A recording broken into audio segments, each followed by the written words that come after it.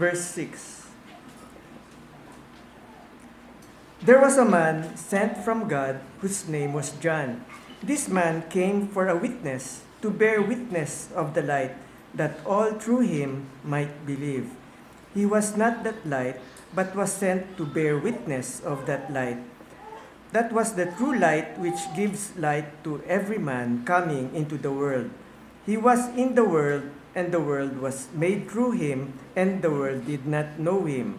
He came to his own, and his own did not receive him.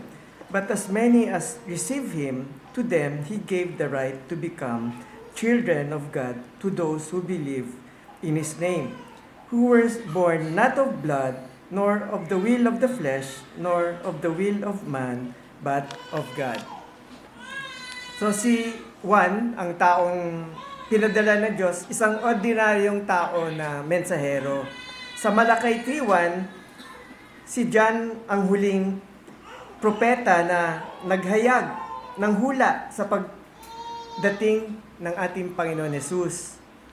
Wala siyang nagawang milagro, wala rin vision o pahayag, kundi higpit kalinisan ang kanyang pamumuhay at katuruan.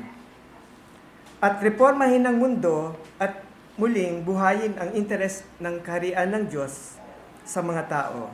Pinadala siya para sabihin ang inaantay na Mesaya ay darating na. Si Jesus ang nagdala ng liwanag sa bawat tao na dumarating sa mundo. Walang ilaw sa makasalanan maliban sa ating Panginoon Jesus lamang.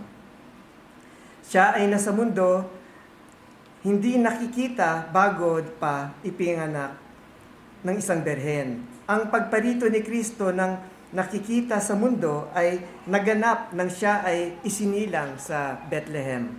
Ngunit hindi siya tinanggap ng kanyang kababayan at ipinako siya sa krus.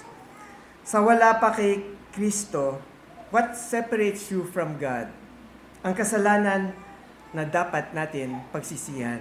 Ang magandang balita sa verse 12, but as many as receive Him, to them He gave the right to become children of God, to those who believe in His name.